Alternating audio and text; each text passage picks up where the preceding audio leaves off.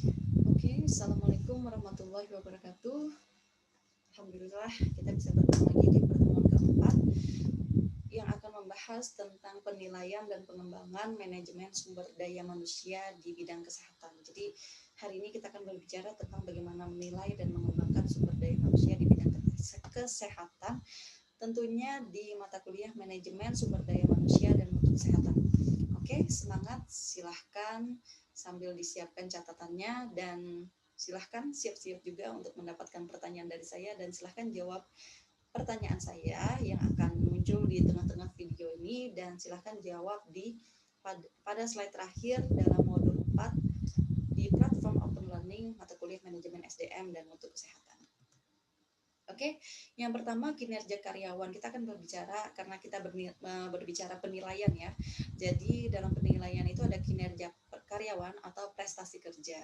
Jadi nanti kalau kalian bayangkan bahwa kalian sekarang adalah karyawan atau sudah menjadi ahli kesmas nih. Tentunya prestasi kerja kalian akan dinilai. Nah, apa sih itu prestasi kerja? Jadi prestasi kerja ini adalah hasil kerja secara kualitas dan kuantitas. Jadi kualitasnya dilihat baik atau tidak, kuantitasnya juga diperhatikan dari segi jumlah ya, dari segi angka yang dicapai oleh seseorang karyawan dalam melaksanakan tugasnya sesuai dengan tanggung jawab yang diberikan kepadanya. Oleh karena itu dapat disimpulkan bahwa kinerja SDM adalah prestasi kerja atau hasil kerja yang biasa disebut dengan output ya, baik kualitas maupun kuantitas yang dicapai SDM persatuan atau periode tertentu dalam melaksanakan tugas kerjanya sesuai dengan tanggung jawab yang diberikan kepadanya. Jadi untuk prestasi kerja ini ada penilaiannya, ada kurun waktunya. Jadi misalnya seseorang itu baru 1 atau 2 hari bekerja atau bahkan hanya seminggu bekerja, kita belum dapat melakukan penilaian atau melihat kinerja karyawan ini secara utuh. Karena minimal untuk bekerja itu kita paling sedikit 1 bulan kita bisa menilai seseorang, mulai dari datangnya atau time keterlambatannya, kedisiplinannya, mohon maaf, apakah sudah bisa terlihat secara utuh, misalnya dalam 1 bulan itu sudah terlihat ya karena sudah 4 minggu, apakah seseorang ini betul-betul melaksanakan pekerjaannya dengan baik secara kuantitas dan kualitas. Kemudian ada juga penilaian yang dilakukan secara sistematis untuk mengetahui hasil pekerjaan karyawan dan kinerja organisasi. Tujuan dari penilaian prestasi ini apa sih? Jadi kenapa sih sebuah penilaian prestasi ini penting? Karena dengan kita bisa melakukan penilaian prestasi kinerja dari seorang tenaga kesehatan, tentunya ini akan memperbaiki atau meningkatkan kinerja organisasi khususnya dari segi sumber daya manusianya. Jadi jika suatu organisasi atau instansi kesehatan menilai tenaga kerja kesehatannya, jadi kita fokus ke tenaga kerja kesehatan ya. Kalian bayangkan diri kalian saat ini adalah sebagai tenaga kerja kesehatan.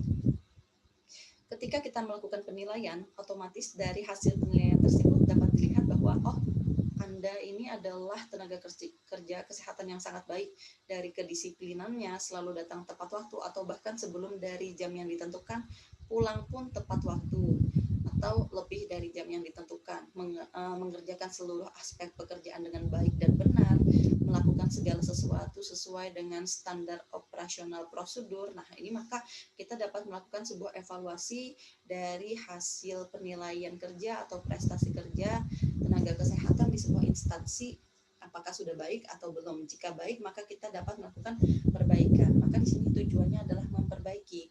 Atau misalnya sudah baik hasilnya, itu dapat meningkatkan kinerja organisasi dari sumber daya manusia tersebut. Atau fokus kita tadi ke tenaga kerja kesehatan.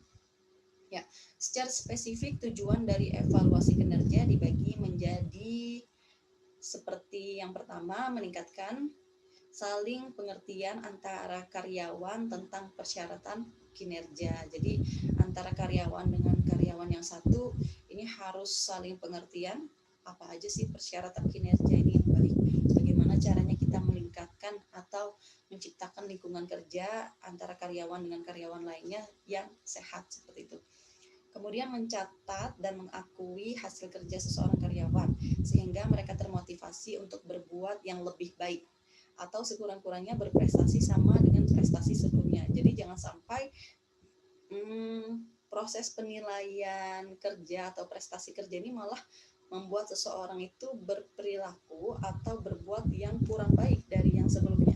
Jadi harapannya ini selalu lebih baik menjadi lebih baik. Atau jika ada teman yang berprestasi dapat dijadikan model percontohan dan menjadi motivasi agar staf atau sumber daya manusia di bidang kesehatan lainnya termotivasi untuk meningkatkan kinerjanya menjadi staf yang berprestasi juga, seperti itu. Harapannya seperti itu. Kemudian memberikan peluang kepada karyawan untuk mendiskusikan keinginan dan aspirasinya, meningkatkan kepedulian terhadap karir atau terhadap pekerjaan yang diembannya sekarang. Jadi seluruh tenaga kerja kesehatan itu harus memiliki sifat care atau peduli dengan pekerjaannya, tidak hanya bekerja atau memenuhi seluruh tugasnya hanya karena untuk mendapatkan sebuah gaji, tetapi memang ada rasa memiliki dengan pekerjaan tersebut, menjiwai pekerjaan tersebut dan melakukannya dengan sepenuh hati, seperti itu.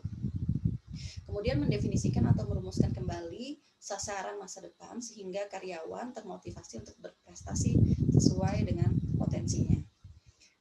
Memeriksa rencana pelaksanaan dan pengembangan yang sesuai dengan kebutuhan pelatihan, khususnya rencana diklat, dan kemudian menyetujui rencana itu jika tidak ada hal-hal yang perlu diubah. Jadi di dalam sebuah organisasi atau instansi kesehatan itu juga perlu melakukan perencanaan dan pengembangan pelaksanaan kebutuhan-kebutuhan pelatihan. Jadi tenaga kesehatan itu perlu untuk di-refresh, perlu untuk diikutkan pelatihan-pelatihan khususnya sesuai dengan bidang tenaga kesehatan tersebut untuk meningkatkan dan merefresh lagi skill yang sudah mereka miliki sehingga nanti saat kembali bekerja, tenaga kesehatan tersebut sudah memiliki refresh ilmu khususnya di bidangnya sendiri. Misalnya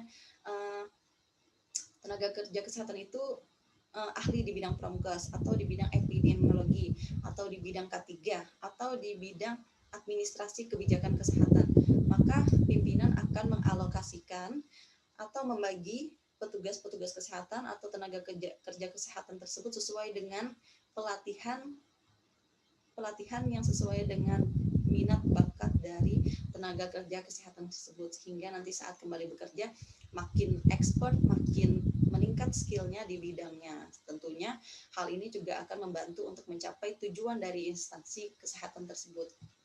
Selanjutnya, penilaian kinerja pegawai memiliki beberapa sasaran ya. Jadi ada sasaran yang pertama membuat analisis kerangka dari waktu yang selalu atau yang secara berkesinambungan atau berkelanjutan. Kemudian ada pengelolaan retensi dan pengembangan karir. Yang di awal tadi kita akan berbicara tentang penilaian dan pengembangan ya. Jadi saat ini kita sudah berada di poin pengelolaan retensi dan pengembangan karir. Apa itu retensi ini? Adalah salah satu upaya sebuah organisasi untuk mempertahankan. Jadi sebuah organisasi itu harus bisa mempertahankan sumber dayanya agar tetap berada di organisasi ini untuk mencapai tujuan organisasinya. Jadi ini juga bisa dalam bentuk konsistensi salary atau konsistensi gaji. Jangan sampai ada seorang karyawan atau tenaga kesehatan yang baru saja 1 hari, 3 hari, atau baru 1 minggu sudah banyak yang berpindah-pindah atau keluar dari instansi kesehatan tersebut. Jadi kita harus bayangkan Anda sebagai pimpinan, Anda harus membuat sebuah organisasi, sebuah rule, sebuah peraturan, sebuah lingkungan kerja yang nyaman. Untuk tenaga kesehatan, bagaimana caranya agar tenaga kesehatan tersebut tetap berada di atau bekerja di instansi kesehatan milik kalian atau di tempat yang kalian pimpin. Jadi semuanya harus sesuai dengan regulasi yang minimal sesuai dengan standar. Kemudian karir dan pengembangan karir. Jadi karir dalam terminologi organisasi seringkali dikaitkan dengan kemajuan atau advance. Ada beberapa definisi menurut para pakar, menurut Hasso Joko Tomo dan Melan Sugiarto. Para pakar lebih senang mendefinisikan karir ini sebagai perjalanan pekerjaan seorang pegawai di dalam organisasi. Jadi ada istilah gimana sih karirnya di kampus, atau ya misalnya ya gimana karirnya di kampus, ini biasanya pertanyaannya kepada dosen. Jadi karir di kampus misalnya awalnya menjadi dosen biasa, kemudian naik pangkatnya menjadi misalnya sekretaris program studi, kemudian meningkat lagi karirnya. Jadi kalau karir ini lebih ke arah pengembangan karirnya di bidang ini ya, formasi jabatan, bisa kita katakan seperti itu untuk akademisi. Begitu juga yang untuk praktisi, misalnya awal masuk di sebuah puskesmas misalnya, dari baru lulus SKM di UMKT misalnya, pertama kali bekerja di puskesmas, Anda ditugaskan sebagai promotor di puskesmas tersebut. Namun lambat laun setelah 1-2 tahun berlangsung, Anda tidak menutup kemungkinan bahwa Anda bisa menjadi seorang pimpinan puskesmas, tentunya dengan pengalaman-pengalaman yang sudah Anda dapatkan dan juga berdasarkan basic pendidikan Anda yang memang memungkinkan untuk menjadi seorang pimpinan puskesmas. Jadi seperti itu ya. Kemudian ada jalur karir, adalah pola urutan pekerjaan yang saya sampaikan tadi, yang awalnya menjadi dosen biasa, kemudian naik menjadi sekretaris program studi, atau naik ke jabatan atau formasi jabatan di atasnya lagi. Pola urutan pekerjaan atau pattern of work yang harus dilalui pegawai untuk mencapai satu tujuan karir. Jadi jalur karir ini selalu bersifat ideal dan normatif. Fokus utama dalam karir seorang pegawai dalam organisasi akan menentukan pengembangan karir tersebut di masa depannya. Jadi dalam fokus internal ini, seseorang perlu selalu dapat memandang karirnya secara positif. Ya, fokus eksternal menyebabkan pengembangan karir, seseorang perlu didukung oleh keadaan lingkungan eksternalnya. Ini definisi karir, kemudian model pengembangan karir. Oke, saya ingin fokus pada poin yang terakhir, ketiga model. Nanti Anda bisa baca 3 model untuk karir tadi. Ketiga model tersebut berkaitan erat dengan tipe manajemen sebuah organisasi maupun perusahaan. Jadi tiap organisasi ini memiliki bentuk atau sistem pengembangan karir yang berbeda-beda tergantung kebijakan manajemen atau kebijakan manajer maupun pimpinan organisasi. Jadi pertanyaan saya, silahkan jawab di kolom di slide terakhir pada modul 4. Berikan penjelasan singkat kepada saya. Jika Anda sebagai seorang manajer, bayangkan Anda sebagai seorang manajer, bagaimana Anda dapat mengatur sebuah sistem agar seluruh karyawan kesehatan yang ada di dalam puskesmas Anda misalnya ya, ini semuanya karirnya dapat selalu meningkat. Jadi tidak hanya 1-2 orang yang karirnya meningkat, tapi seluruh tenaga kesehatan ini karirnya meningkat. Bagaimana caranya? Anda dapat mempelajarinya di poin ini, di 3 model siklus yang ada. Silahkan dibaca 3 model siklus ini, kemudian sampaikan kepada saya.